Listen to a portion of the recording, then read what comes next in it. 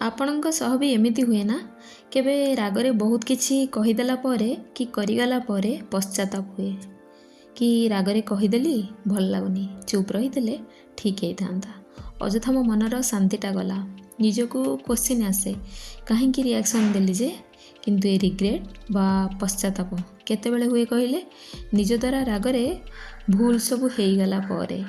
ଯଦି ଆପଣ ଏସବୁ ଫିଲ୍ କରୁଛନ୍ତି ତାହେଲେ ଆଜିର ଭିଡ଼ିଓଟି ଆପଣଙ୍କ ପାଇଁ।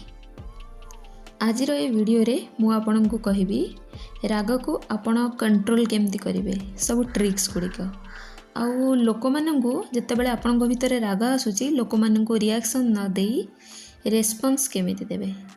ଆଉ ତା ସହିତ ଏଇଟା ବି କହିବି କି ଆମ ଭିତରେ ଯେଉଁ ରାଗ ଆସୁଛି ନା, ତା ମେନ୍ କଜେସ୍ ମାନେ ମେନ୍ କାରଣ ଗୁଡ଼ିକ ସବୁ କ'ଣ କ'ଣ। ତାହେଲେ ଚାଲନ୍ତୁ ଆରମ୍ଭ କରିବା। ନମସ୍କାର, ମୁଁ ରୋଜାଲିନ୍। ଇନର୍ ଭଏସ୍ ରୋଜାଲିନ୍ ଚ୍ୟାନେଲକୁ ସ୍ୱାଗତ ଆପଣଙ୍କୁ।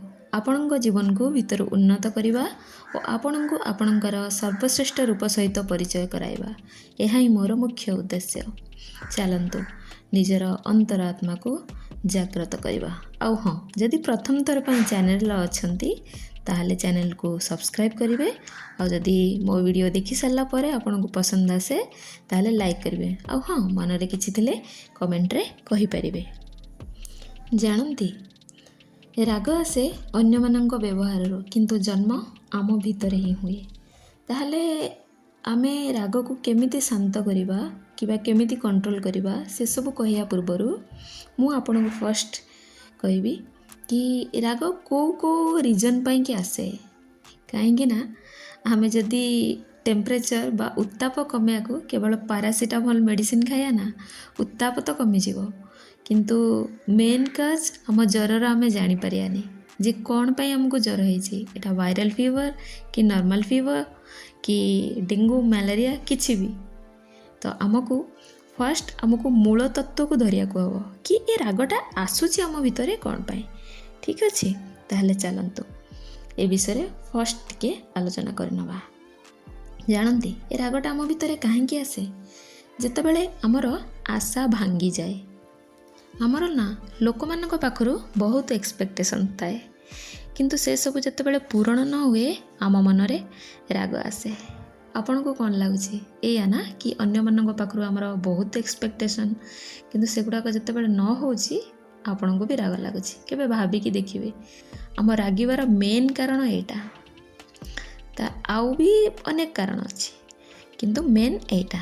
ଠିକ୍ ଅଛି, ସେକେଣ୍ଡ କାରଣକୁ ଆସିବା। ଆମର ଇଗୋ ମାନେ ଅହଙ୍କାର। ସେ ଅହଙ୍କାରକୁ ବା ସେ ଇଗୋକୁ କିଏ ହଟ୍ କଲେ, ମାନେ ଆମକୁ କିଏ ଅବହେଳା କଲା କି ଅପମାନ ଦେଲା ଭଳି କଥା କହିଲେ ବି ଆମ ମନରେ ରାଗ ଆସେ କି ଆରେ ତାର ଏତେ ସାହସ, ସେ ମୋତେ ଅପମାନ ଦେଇ କଥା କହିବ, ମୋତେ ଇଗ୍ନୋର କରି କଥା କହିବ। ଠିକ୍ ନା? ଥାର୍ଡ଼ ପଏଣ୍ଟକୁ ଆସିବା।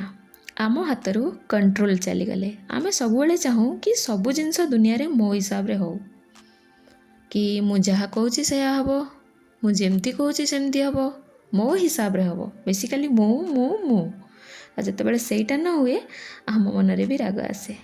ଭାବିକି ଦେଖିବେ, କେବେ ଶାନ୍ତ ହେଇ ଭାବିକି ଦେଖିବେ। ଫୋର୍ଥ, ଦୁଃଖ କି ଭୟ କି କିଛି ଚିନ୍ତା ଯେତେବେଳେ ଅନେକ ସମୟ ଧରି ଆମ ଭିତରେ ଚାପି ହେଇ ରୁହେ, ଆଉ ଅନେକ ଦିନ ଧରି ସେଗୁଡ଼ାକ ଦବିକି ରହିଲେ ନା, ବେଳେବେଳେ ଫ୍ରଷ୍ଟ୍ରେସନ୍ରେ ସେଗୁଡ଼ାକ ରାଗ ହେଇ ବାହାରେ। ଆଉ ସେଗୁଡ଼ାକ ଯେତେବେଳେ ରାଗ ହେଇ ବାହାରେ, ଆମେ ଅନେକ କିଛି କହିଯାଉ ଆଉ ଅନେକ କିଛି କରି ବି ଯାଉ। ଇଏ ହେଲା ଫୋର୍ଥ ରିଜନ୍। ଆଉ ଫିଫ୍ଥ, ସାମ୍ନାବାଲାର ଟ୍ରିଗର୍ରେ ବା ଉସ୍କେଇବାରେ ବି ରାଗ ଆସେ। ହଁ, ଏ କେସ୍ଟା ଟିକେ ଅଲଗା। ଆମେ ଶାନ୍ତ ହେଇଥାଉ, କିନ୍ତୁ କିଏ କିଛି ଟ୍ରିଗର୍ କରିଦେଲା, ବାସ୍ ଆମେ ରିଆକ୍ସନ୍ ଦେଇଦେଉ। ଠିକ୍ ନା? ଆପଣଙ୍କୁ କ'ଣ ଲାଗୁଛି? କାରଣ ଏଇସବୁ ନା ଆଉ କିଛି ଅଲଗା? ହଁ, ଆପଣଙ୍କ ମତରେ ଯଦି ଆଉ କିଛି କାରଣ ଥିବ ତାହେଲେ ଆପଣ କମେଣ୍ଟରେ ମୋତେ କହିପାରିବେ, କିନ୍ତୁ ମୋ ମତରେ ଏସବୁ ହେଉଛି ବେସିକ୍ କାରଣ ଯେଉଁଥିପାଇଁ ରାଗ ଆସେ। କିନ୍ତୁ ହଁ, ତା ସହିତ ଏକଥା ବି ସତ, ରାଗ ଆସିବା ଜେନୁଇନ୍, ଏଥିରେ କିଛି ବଡ଼ କଥା ନୁହେଁ। କାରଣ ଆମ ମାଇଣ୍ଡର ଡିଜାଇନ୍ ହିଁ ସେମିତି, ସେ ଛୋଟ ଛୋଟ ଘଟଣାରେ ରିଆକ୍ଟ କରେ, ସବୁ ଘଟଣାରେ ରିଆକ୍ଟ କରେ। କେବେ କେବେ ସେ ରିଆକ୍ସନ୍ ଗୁଡ଼ାକ ବାହାରକୁ ବାହାରେ, ହେଲେ କେବେ କେବେ ସେ ରିଆକ୍ସନ୍ ଆମ ମନ ଭିତରେ ବି ଥାଏ। ଆମେ ମନରେ ଅନେକ ଭାବୁ, ଯେତେବେଳେ ରାଗ ଆସେ ବହୁତ ଭାବୁ। ଠିକ୍ ଅଛି, ଆଉ ଗୋଟେ କଥା ବି, ଯେତେବେଳେ ଆମର ରାଗ ଆସୁଛି ସେ ରାଗରେ ଆମେ କିଛି ରିଆକ୍ଟ କରିବୁ କି ଲୋକମାନଙ୍କୁ ରେସ୍ପନ୍ସ ଦେବୁ, ସେ କଣ୍ଟ୍ରୋଲ କିନ୍ତୁ ଆମ ହାତରେ। ତାହେଲେ ଆମେ ଏଠି ଟିକେ ଜାଣିବା ଆଉ ଗୋଟେ ଜିନିଷ କି ଆମ ଭିତରେ ଯେତେବେଳେ ରାଗ ଆସୁଛି ଆମେ ସାମ୍ନା ଲୋକକୁ ରିଆକ୍ସନ୍ ଦେବା ନା ରେସ୍ପଣ୍ଡ କରିବା। ବାସ୍ ଛୋଟ ଫରକଟେ ରେସ୍ପନ୍ସ ଆଉ ରିଆକ୍ସନ୍ ଭିତରେ। କିନ୍ତୁ ତା ଆଗରୁ ଗୋଟେ ଛୋଟ କଥାଟେ କହିବି ଯାହାଦ୍ୱାରା ଏଇ କଥାଟା ବୁଝିବାକୁ ଆପଣଙ୍କୁ ସହଜ ହେବ। ଜାଣନ୍ତି, ଯେଉଁ ପଥର ତୁମ ଉପରକୁ ପକାଯାଏ ଜରୁରୀ ନୁହଁ ସେ ପଥରକୁ ଉଠେଇ ପୁଣି ଥରେ ସାମ୍ନା ଲୋକ ଉପରକୁ ତୁମେ ପକାଇବ।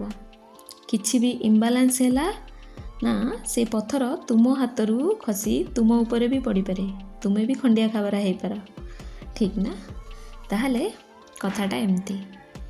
ରିଆକ୍ସନ୍ ହେଲା ପକାଇ ଯାଇଥିବା ପଥରକୁ ରିଟର୍ନ ସାମ୍ନା ଲୋକକୁ ପୁଣି ଫିଙ୍ଗିବା। ରେସ୍ପନ୍ସ ହେଲା ସେ ପକାଯାଇଥିବା ପଥର ତାକୁ ସେମିତି ତଳେ ପଡ଼ିକି ରହିବାକୁ ଦେବା।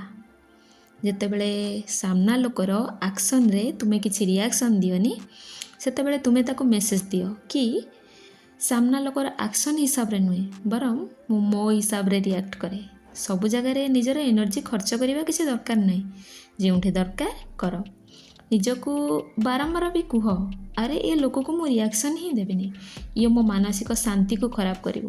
କେଉଁଠି ଚୁପ୍ ରହିବା ଦରକାର, କେଉଁଠି କହିବା ଦରକାର, ଆଉ କେତିକି କହିବା ଦରକାର, ଇଏ ଗୋଟେ ବିଜ୍ଞ ଲୋକର ନେଚର। ଏବେ ଆମେ ମେନ୍ ପଏଣ୍ଟକୁ ଆସିବା। ରାଗ ଆସିଲେ ନିଜକୁ ଶାନ୍ତ ରଖିବେ କେମିତି? ଟେକ୍ନିକ୍ କହୁଛି ଆପଣଙ୍କୁ। ଯଦି ଆପଣଙ୍କ ରାଗ ଆସିବା ସମୟରେ ତାକୁ ପ୍ରୟୋଗ କଲେ ତାହେଲେ ଆପଣଙ୍କ ରାଗ କଣ୍ଟ୍ରୋଲରେ ରହିବ, ବା ଆପଣଙ୍କର ସେ ଯେଉଁ ରାଗିବାର ଫ୍ରିକ୍ୱେନ୍ସି ନା ସେଇଟା ବି ଧୀରେ ଧୀରେ କମିଯିବ। ତାହେଲେ ଏବେ ଟେକ୍ନିକ୍କୁ ଆସିବା। ରାଗ ଆସିଲେ ଉପର ତଳ ଦାନ୍ତ ଉଭୟକୁ ଚାପିକି ରଖନ୍ତୁ ଅଧଘଣ୍ଟା ଯାଏ, ଏକଦମ ଚୁପ୍। କାରଣ ସେ ସମୟରେ ଆପଣଙ୍କ ପାଟିରୁ ଯାହା ବି କଥା ବାହାରିବ ସେ କଥା ତ ନୁହେଁ, ଅଗ୍ନିବର୍ଷା କରେଇବ, ବହୁତ କିଛି ଖରାପ କରିଦେବ। ତେଣୁକରି ରାଗ ଆସିବା ସମୟରେ ପାଟିକୁ ପୁରା ଚୁପ୍ ରଖିବେ। ନିଜକୁ ବାରମ୍ବାର କହିବେ କି ମୁଁ ଚୁପ୍ ରହିବି, ମୁଁ କିଛି ବି କହିବିନି। ଠିକ୍ ଅଛି? ସେଇଠି ଶ୍ୱାସ ଉପରେ ବି ଆପଣ ଫୋକସ୍ କରିପାରିବେ। ବ୍ରେଥ୍ ଇନ୍ ବ୍ରେଥ୍ ଆଉଟ୍, ଗଭୀର ଶ୍ୱାସ ନେବେ ଆଉ ଛାଡ଼ିବେ। ଏମିତି 5-6 ଥର ଆପଣ ଲଗାତାର କରିପାରିବେ। କାରଣ ଆମର ସାଇଣ୍ଟିଫିକ୍ ରିଜନ୍ ଅନୁସାରେ ଯଦି ଆପଣ breath in and breath out କଲେ ତାହେଲେ ଆପଣଙ୍କ ବ୍ରେନ୍ ଶାନ୍ତ ହୁଏ। ଆଉ ସେଇ ସମୟରେ ନିଜକୁ ବି ଆପଣ କ୍ୱେଶ୍ଚିନ୍ କରିବେ କି ମୋର ଏ ରାଗଟା 1 ଘଣ୍ଟା ପରେ ଆଉ ରହିବ କି? ଏ ରାଗରେ କାହାର କ୍ଷତି ହେଉଛି? କାରଣ ଏଇ 1 ଘଣ୍ଟା ପାଇଁ ମୋର ଯେଉଁ ରାଗ ରହିବ, ମୁଁ ବହୁତ କିଛି କହିଦେବି, ବହୁତ କିଛି ରାଗରେ କରିଯିବି, କିନ୍ତୁ 1 ଘଣ୍ଟା ପରେ ମୋ ରାଗ ଶାନ୍ତ ହେଇଯିବ, ପୁଣି ମୋତେ ରିଗ୍ରେଟ୍ ହେବ। ତେଣୁକରି ଆଠୁ ବେଟର୍ ରାଗିକି ରିଆକ୍ସନ୍ ଦେବା ଅପେକ୍ଷା ବେଟର୍ ମୋତେ ଶାନ୍ତ ରହିବା ଦରକାର। ଠିକ୍ ଅଛି?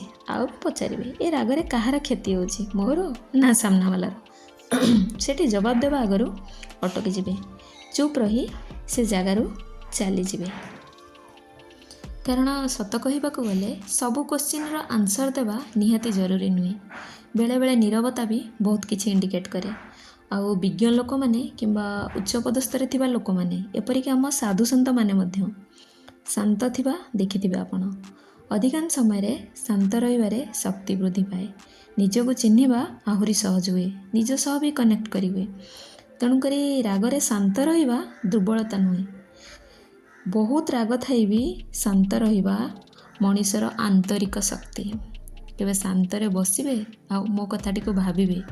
ଏ ଯେଉଁ ଲାଇନ୍ଟା ମୁଁ ଏବେ କହିଲି ନା, କି ରାଗରେ ଶାନ୍ତ ରହିବା ଗୋଟେ ମଣିଷର ଦୁର୍ବଳତା ନୁହେଁ, ବରଂ ଶାନ୍ତ ରହିବା ଗୋଟେ ମଣିଷର ଆନ୍ତରିକ ଶକ୍ତି। ଠିକ୍ ଅଛି, ଏବେ ମୁଁ ଯାହା ଆପଣଙ୍କୁ କହିଲି କଥାଟିକୁ ସମରାଇଜ୍ କରିଦେଉଛି କି ଆପଣଙ୍କୁ ପଏଣ୍ଟ ଆଉଟ୍ କରିବା ସହଜ ହେବ। ରାଗ ଆସିବାର ମୁଖ୍ୟ କାରଣ ଗୁଡ଼ିକ ହେଉଛି ଆଶା ଭାଙ୍ଗିଲେ, ସେକେଣ୍ଡ ଆମର ଇଗୋ ବା ଅହଙ୍କାର, ଥର୍ଡ଼ ଆମ ନିଜ ହାତରୁ କଣ୍ଟ୍ରୋଲ ଚାଲିଗଲେ, ଫୋର୍ଥ ଅନେକ ସମୟ ଧରି ପୁରୁଣା ଦୁଃଖ, ଭୟ ଆଉ ଚିନ୍ତା ଦବିକି ରହିଲେ, ଫିଫ୍ଥ ସାମ୍ନା ଲୋକର ଟ୍ରିଗର ବା ଉସ୍କେଇବାରେ। ତାପରେ ଆଉ ଗୋଟେ ଆମେ ଡିସ୍କସନ୍ ଏଥିରେ କଲେ କି ରିଆକ୍ସନ୍ ନ ଦେଇ ଲୋକକୁ ରେସ୍ପନ୍ସ କେମିତି ଦେବ। ଆଉ ବି ଆମେ ଡିସ୍କସନ୍ କଲେ କି ରାଗକୁ କଣ୍ଟ୍ରୋଲ କରି ଶାନ୍ତ ରହିବା। ସବୁବେଳେ ରାଗ ଆସିବା ସମୟରେ ନିଜକୁ କ୍ୱେଶ୍ଚିନ୍ କରିବା କି ଏଥିରେ ମୋର କ'ଣ କ୍ଷତି ହେଉଛି। ଠିକ୍ ଅଛି, ଭାବୁଛି ଆଜିର କଥା ଆପଣଙ୍କ ହୃଦୟକୁ ଛୁଇଁଛି। ତାହେଲେ ସୁନ୍ଦର ହୃଦୟର ମଣିଷଟି ଆପଣଙ୍କ ଭିତରେ ଅଛି, ଯିଏ ନିଜକୁ ଉନ୍ନତ ଦିଗକୁ ଆଗେଇ ନେବାକୁ ଚାହୁଁଛି। ଆଗକୁ ଏହିପରି ଅନେକ ଭ୍ୟାଲୁଏବୁଲ୍ ଟପିକ୍କୁ ନେଇ ମୁଁ ଭିଡ଼ିଓ ଆଣିବାକୁ ଚାହୁଁଛି, ଯାହା ମୋର ଅନୁଭୂତି ଆଉ ଅନ୍ୱେଷଣ। ତାହେଲେ ଚ୍ୟାନେଲକୁ ସବସ୍କ୍ରାଇବ୍ ଆଉ ଭିଡ଼ିଓକୁ ଲାଇକ୍ କରିବେ। ଆଉ ହଁ, ଆଗକୁ କେଉଁ ଟପିକ୍ ଉପରେ ଆପଣ ଭିଡ଼ିଓ ଚାହାନ୍ତି ଆପଣ କମେଣ୍ଟରେ କହିପାରିବେ। ମୁଁ ଚେଷ୍ଟା କରିବି ଆଉ ମୋର ଅନୁଭୂତି ଆଉ ଅନ୍ୱେଷଣରେ ଆପଣଙ୍କ ଦରକାରୀ ଟପିକ୍ ଉପରେ ଭିଡ଼ିଓ ବନେଇବାକୁ। ରହୁଛି, ନମସ୍କାର।